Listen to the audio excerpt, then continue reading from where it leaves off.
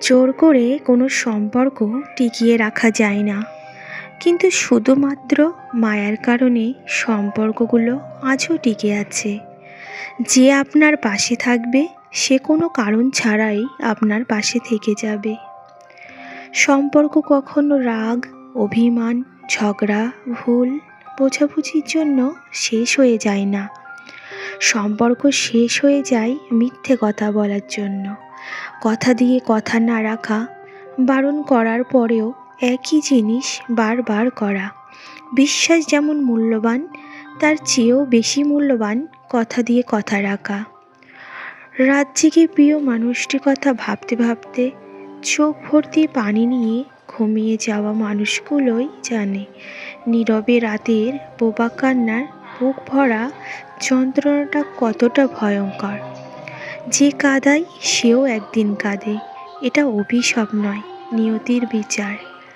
কোনো একদিন হয়তো তুমি বুঝবে আমি কতটা নিঃস্বার্থভাবে ভালোবেসেছিলাম তোমাকে।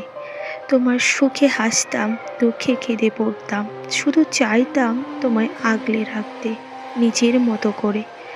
কখনো অভিযোগ করিনি, কষ্ট পেয়েও চুপ ছিলাম, কারণ ভালোবাসা ছিল শর্তহীন, নিঃস্বার্থ। কিন্তু তুমি বোঝোনি, বুঝতে চাওনি। একদিন হয়তো আফসোস করবে, কিন্তু তখন হয়তো আর আমি থাকবো না। ঘৃণা করতেই হবে এমন তো কোনো কথা নেই, তবে মাঝে মাঝে মানুষ মন থেকে উঠে যায়, সে যেই হোক, বন্ধু কিংবা কাছের মানুষ। আগের মতো তাদের প্রতি আর আগ্রহ থাকে না, তাদের জন্য আর কোনো মায়া লাগে না।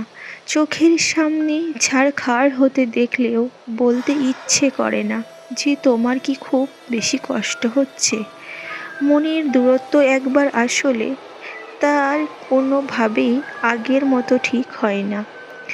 ঘৃণার চাইতে আগ্রহ হারানো বেশি ভয়ঙ্কর।